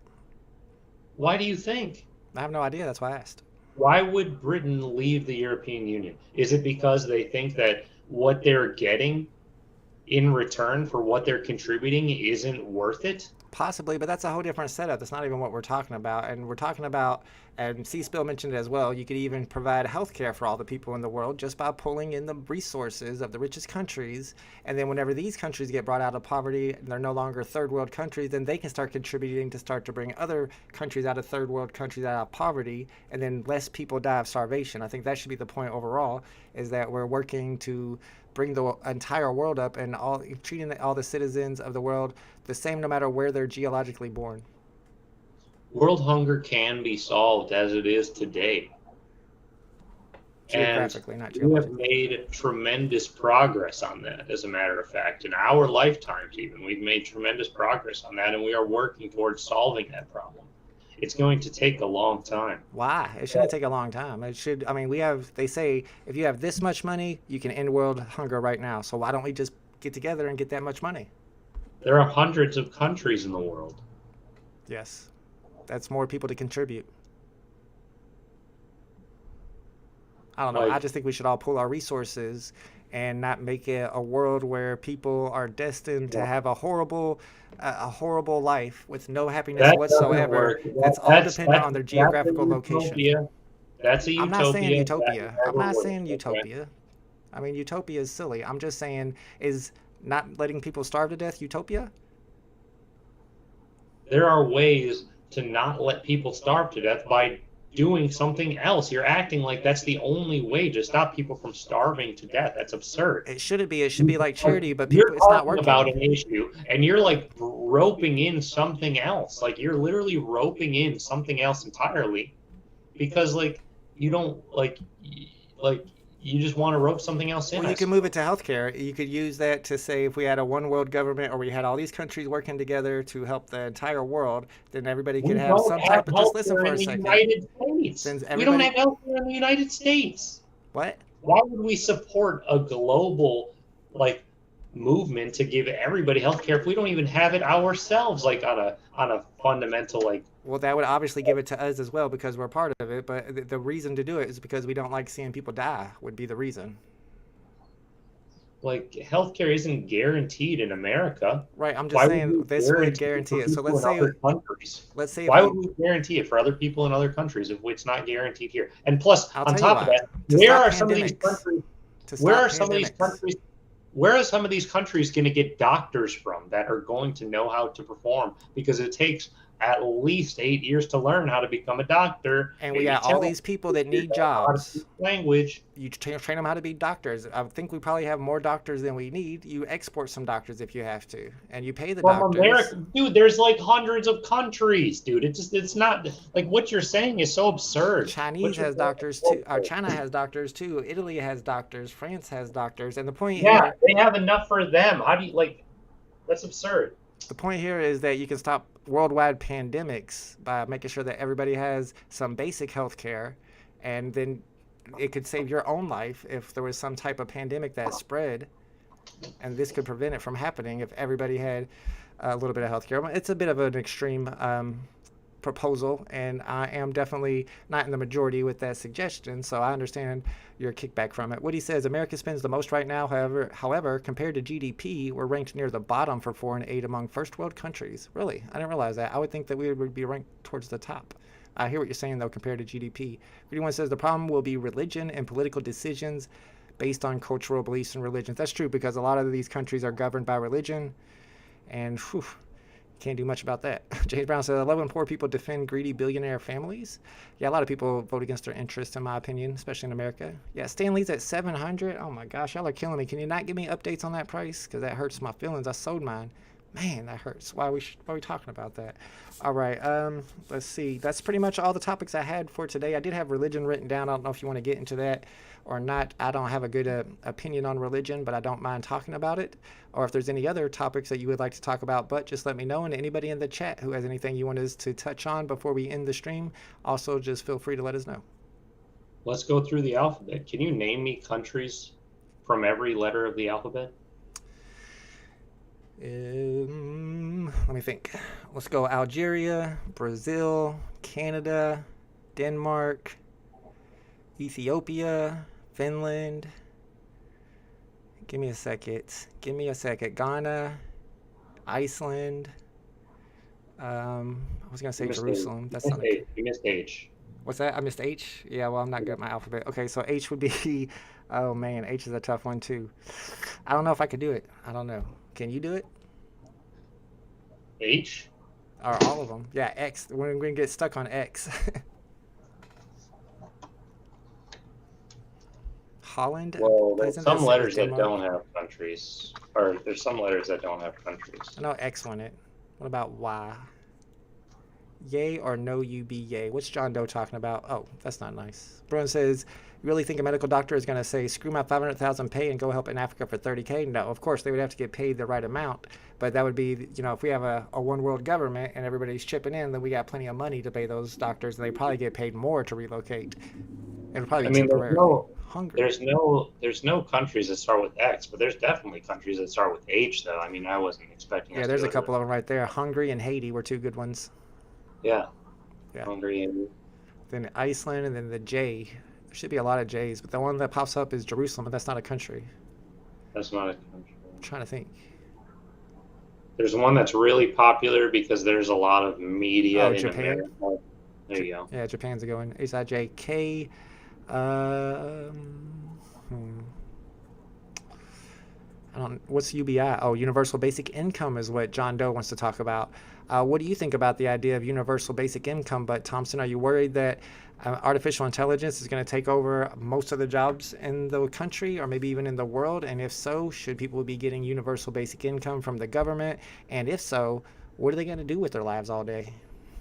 I don't know. I don't know. I don't necessarily like to make big decisions based on a future that doesn't exist yet. It may exist, but I mean, already there's lots of gas stations that have cut down their employees by 50% because they have the self-checkouts now. You got them at the dollar stores for sure on almost all checkouts, so they probably only have like one employee working at a time when it used to be 4 or 5 employees. So all across the country, all this is going to add up, and eventually there's not going to be enough jobs left, and it's technology moves fast. yeah.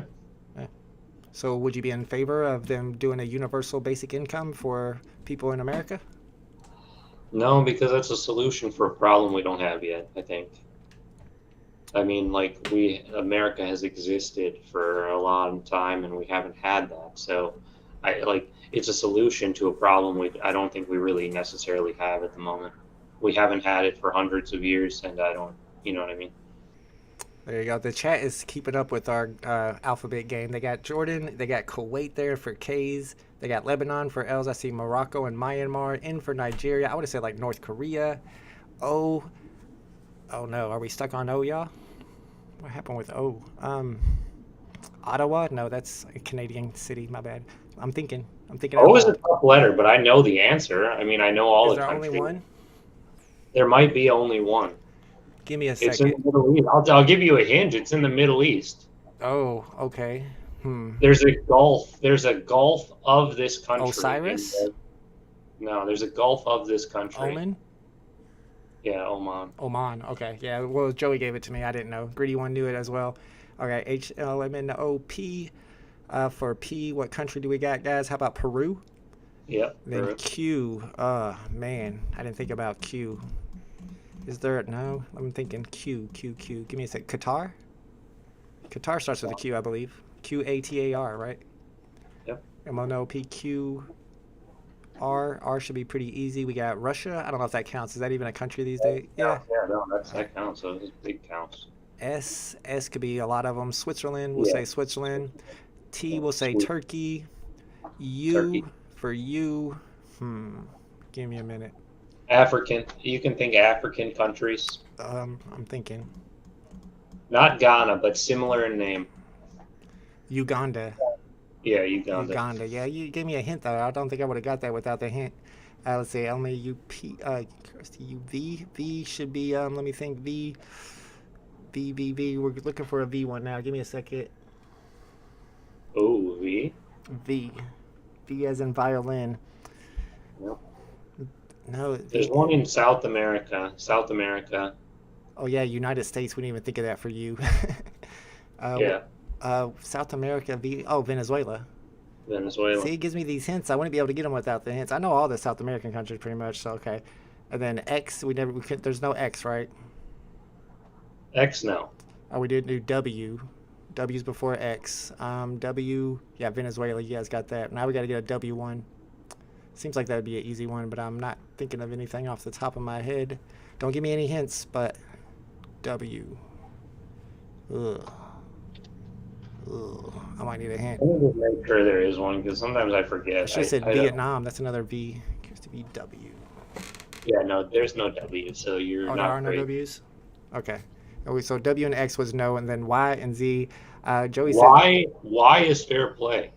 Okay, so what could Y be? Is there only a couple of them? What is it, Yoruba? I want to say Yoruba is a country. No, not Yoruba, but Maybe not. What I will tell you about Yemen. this country, because you're going to need a clue, I think. What about Let me Yemen? give you a clue.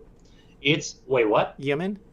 Yeah, Yemen. Yemen. That's it. That's all I want. And then Z, we got like Zimbabwe or Zaire. Yep. So there we go. Let's go. We got through the whole entire alphabet. And the other country with Z is called Zambia. Zambia. Yeah. I've heard of Zambia. For sure. Absolutely. All right. I think that's going to be ending our... Dude, I want to play GeoGuessr with you because I think me and you could maybe do all right. It's fun, man. I like playing it. It's fun. Is GeoGuessr the game where they like show you a location like on Google Earth and you got to figure out what country you're in or something? Well, you can do it. Okay, so like when I play GeoGuessr, I usually do Milwaukee County. I mean, you can do anywhere you want. We can do United States. Like, that's what I do. Or like if you wanted to try your own state, you could try Indiana, but I promise you, you're going to be surprised because you're not going to know nothing, you know? Well, and so like... I got another 20 minutes. If you would tell me the website, I'll pull it up and we could try to play. It's just, it's here. Let me, can I send you something? Yeah, you can DM me. Something in the chat. Let me just, what city do you want? Do you want a city? Would that be fair? United States. Would it be fair for me to pick a city? I mean, because, yeah, just do the entire United States. Let me see if I can find one. Because there's... I don't remember how to get it, but let me just send you a link to it, and then we can both look for it, all right? Is Wales a country? I don't know if Wales is a country. I think it is. That's a tough one. The British people need to help us out. Wales is not a country. I mean, Wales is part of England. Okay. I wasn't sure. Oh, it's called Wales GeoGuessr. is part of England. Here, I got... Wait, where does it... How do I chat it? I got it right here, GeoGuessr. Explore the world, play for free.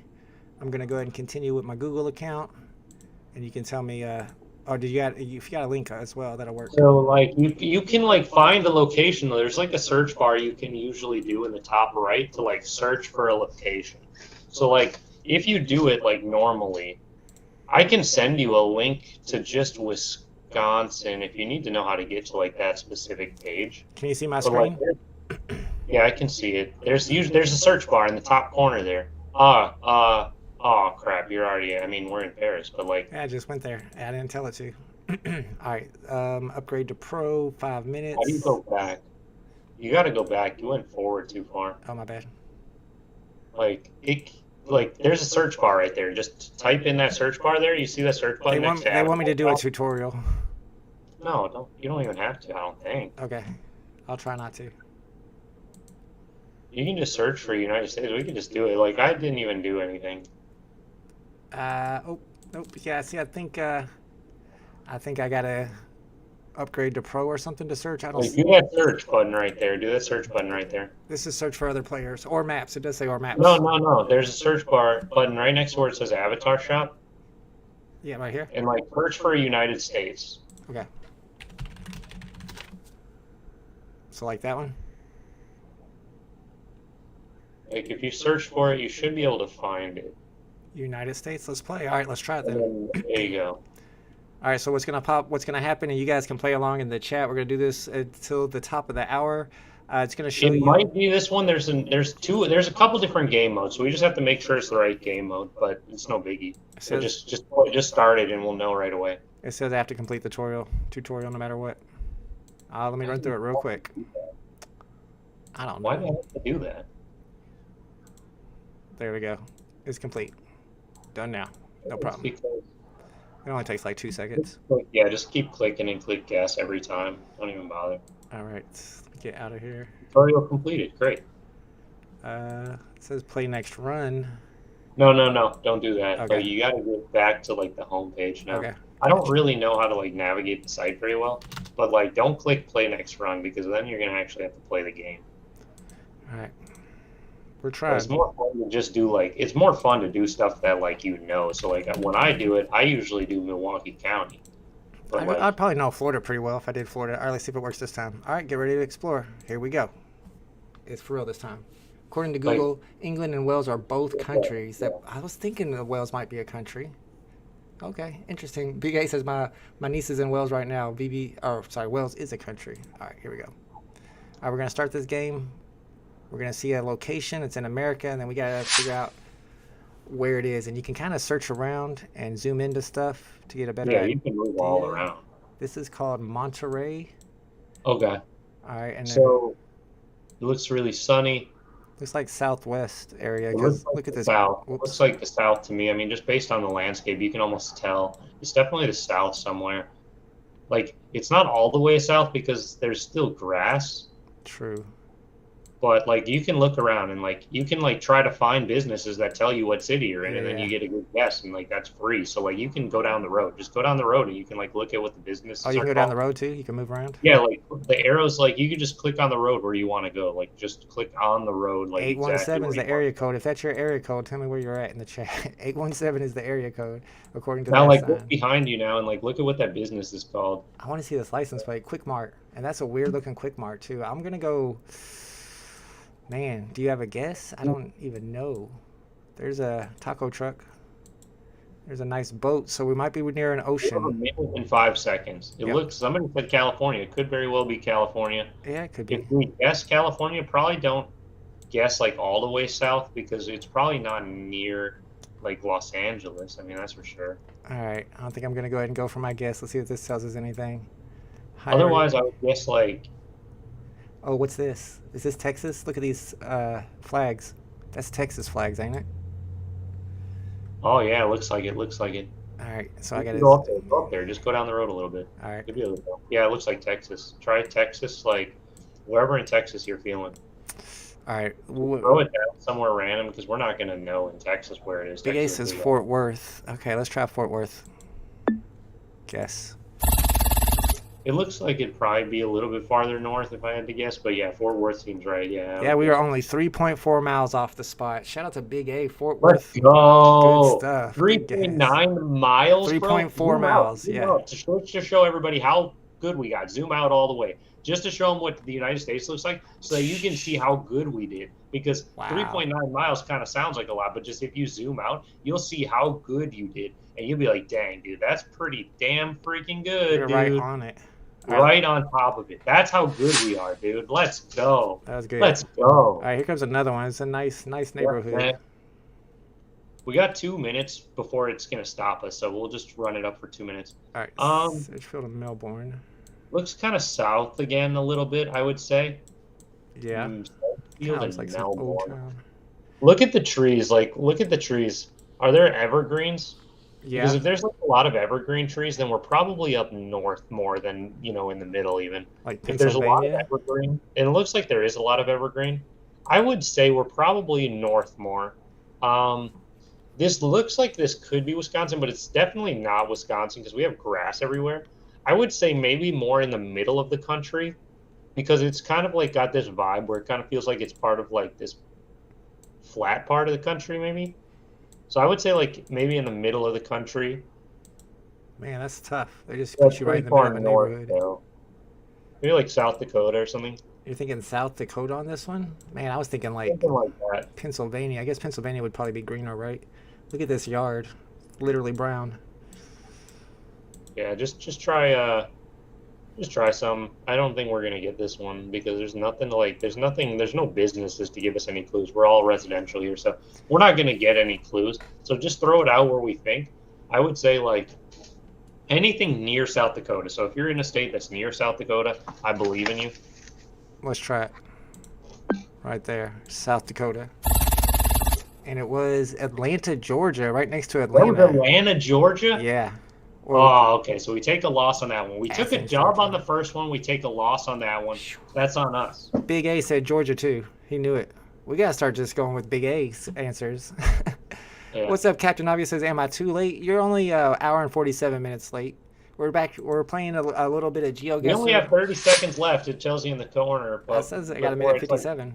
you have to take like a 9-minute break after you Oh, play it. So yeah. we got to throw out a guess instantly here. So throw out a guess. It looks like a lot of pine trees. There's not going to be any businesses, so there's probably not going to be any signage. I would say this could be Wisconsin. This very well could be Wisconsin. I did Harrisburg, Pennsylvania, and it was Yeah, Alaska. do it where there's pine trees. Anywhere there's pine, like a lot of pine. I would not think Oh, we were Alaska. in Alaska. Can you believe that was I knew there Alaska? was pine trees. God dang it. We'll take our loss on that one, and we'll get better, man. We'll get better. I like that though. I like playing that. That is cool. I'm gonna have to unlock that so I can play that more. That's something we could play on the stream sometime and even play Yeah, for yeah, prizes. exactly. Like it's fun. Like it's kind of fun, right? Like it's kind of fun because you can move around. You can walk around for a straight minute and a half. You can walk around, Right. and like you can like what you really want to do is try to find something that gives you any kind of clue. Sometimes sometimes they'll give you a clue that gives it away, Mm-hmm. and like sometimes like we just played like 3 in a row that didn't give us anything. There was one that helped us out where like the signage on the road kind of helped us. Yeah, we saw the I Texas can't flags. believe the fact that we did so good on the first one is kind of amazing, dude. Oh, look, Billy Bob Bitcoin actually knew what you were saying in Mandarin earlier. He was asking if anybody knew what he was saying. So let's go. Shout out to Yeah. Billy Bob Bitcoin who had the translation there. Let's go. I Let's go. slowly learned, but yeah, that just means I'm American. But like the other thing I'm trying to learn right now is there's something you can say where you can say like 好久不相，好久不相，好久不相. I wonder if anybody. Let's see if they know what that means. What does that mean? 好久不相. Maybe Billy Bob What knows. does 好久不相 means? Shout out to Woody who guessed Alaska. Did you say that after we showed it or before? Because you That's were right. crazy, yeah. And Big A was right as well. Again, Pacific Northwest. That was fun too. Unfortunately, you can only play a certain amount of time. I can't play. Yeah, the game for yeah, another 8 they minutes. got something. So I usually play it a couple times a day just because I like having fun with it. I have fun with it. I do Milwaukee County. It's crazy. Yeah. I want to do I want to do my county. See if I can do where I live and see how easy it is for me to spot stuff. I mean, I've been around all the county millions of times. I should know where everything looks like. Big A says I knew that I am in the I knew the I am part, but didn't know the second word. My first girlfriend. Second word half is Chinese. GIU. The second word is, or sorry, JIU, and the fourth word is JIAN. Phew. I hear that's a tough language to learn. 好久不相. Sounds tough. you got some Otherwise, pretty, we get the 你是不是中国人? sounds like some good pronunciation. I don't. It's bad pronunciation because every time I try to go and tell my Chinese friends, they always Laugh correct at me. you. So trust me, it's not very good. I promise you that. My German is far better. My German is 1,000 times better. I actually know German. Nice. Yeah. I know a little bit of Spanish, but that's about it. But all right, let's go ahead and end the debate for the night. It's been a fun debate we've been Mucho on gusto. for That's almost. the only Spanish I know is mucho gusto, and I also know how to say chinga tu madre. Ooh, I know what that Chinga means. tu madre. That's not a good word.